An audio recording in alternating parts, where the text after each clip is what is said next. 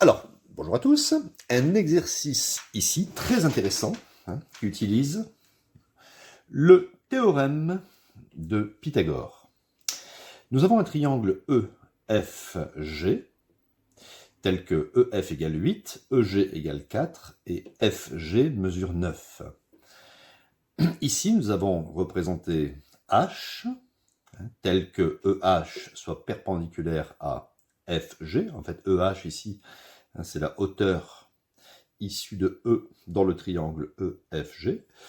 Je ne connais pas la mesure de FH. J'ai mis ici petit x. Et il faut trouver, en fait, la valeur exacte de petit x. Alors, notre première approche, ça va être de voir qu'il y a des triangles rectangles. Donc, on va penser à l'utilisation du théorème de Pythagore. Le problème, c'est que quand vous regardez ce triangle EHF, eh bien, pour trouver une mesure, il faut connaître deux mesures.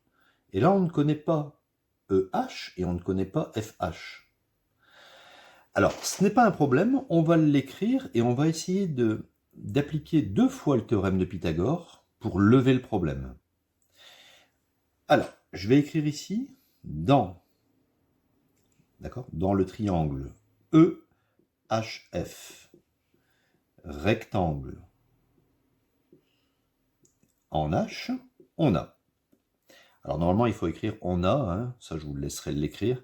On a, d'après le théorème de Pythagore, alors on a EF carré,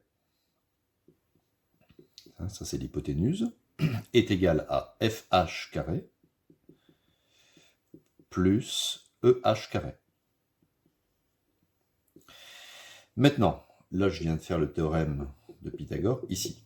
Maintenant, je vais appliquer le théorème de Pythagore dans l'autre triangle rectangle, donc dans EGH, qui sera un triangle rectangle en H. On a, d'après le théorème de Pythagore, l'hypoténuse, donc EG carré, est égal à la somme des carrés des deux autres côtés, c'est-à-dire EH carré plus HG carré. Alors, ici, EF, ça me donne 8 au carré, est égal, FH, je ne connais pas, je mets x au carré, plus EH carré que je ne connais pas. Dans l'autre triangle, rectangle, EG, ça mesure 4, donc 4 au carré, va être égal à EH, que je ne connais pas, EH carré, plus HG. Alors ici, on peut écrire que HG, c'est la grande longueur FG moins FH. D'accord? Donc HG est égal à 9 moins x. On peut exprimer HG en fonction de x. Donc ici, je peux éventuellement l'écrire. 9 moins x. Et j'écris ici 9 moins x au carré. Ce qui représente HG. Donc maintenant, de la première équation ici, je peux isoler EH carré. Je vais transposer ce terme de l'autre côté. Donc là, 8 au carré, ça fait 64. Et si je fais passer le plus x carré à gauche du égal, ça devient moins x carré. Je vais procéder de la même façon dans la seconde équation. Je vais isoler EH carré. Ça va me donner 4 au carré, ça fait 16, moins, alors il faut que je fasse moins l'intégralité de ce bloc. Donc je vais écrire 9 moins x au carré. D'accord? Pourquoi moins? Parce que devant il y a un plus. Si je transpose ce bloc à gauche du égal, le plus devient moins. Et à ce moment-là, je peux dire que EH carré est égal à EH carré, puisque c'est la même chose.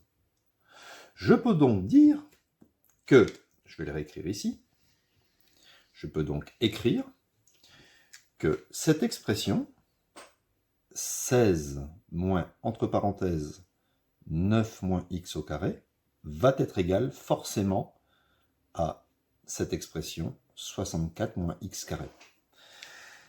Vous voyez, on a levé un petit peu le problème, et maintenant, je suis amené à résoudre cette équation d'inconnu petit x. Alors on y va.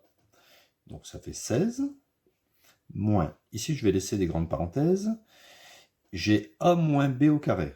Donc je rappelle l'identité remarquable, a moins b au carré, c'est a carré moins le double produit plus b au carré. Donc a carré, 9 au carré, ça fait 81, moins, alors le double produit, donc ça joue le rôle de a, et ça joue le rôle de b. Donc je dois faire 2 fois 9 fois x, donc ça fait 18x, donc je mets moins 18x, et plus b au carré, c'est-à-dire x au carré. D'accord? Dans cette identité remarquable, le a c'est 9 et le b c'est x. Est égal à 64 moins x carré. J'obtiens donc 16. Alors quand il y a un moins devant une parenthèse, on change bien sûr tous les signes de la parenthèse. Le plus 81 devient moins 81. Le moins 18 devient plus 18x. Et le plus x carré devient moins x carré. D'accord? Un moins devant une parenthèse, je change tous les signes de la parenthèse. Est égal à 64 moins x carré. On pense en mathématiques à simplifier ce que l'on peut simplifier. Ici, vous avez moins x carré, vous voyez? On peut les simplifier. Je vais donc pouvoir, dans la partie gauche, isoler les x. D'accord? Donc ici, j'ai 18x. Est égal, ici, je vais laisser 64. Et je vais ici transposer plus 16 à droite du égal, ça va devenir moins 16. Et moins 81, je le passe, on dit je le passe, mais c'est une vue de l'esprit, je le transpose à droite du égal, ça devient plus 81. Quand vous transposez, vous changez les signes, c'est facile. Je fais le petit calcul, 64 moins 16 plus 81, ça me donne 129. 18x égale 129. Et ensuite, je divise par 18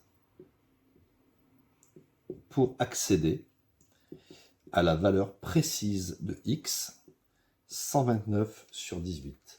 Si je fais la calculette 129 sur 18, je peux le simplifier en 43 sixièmes.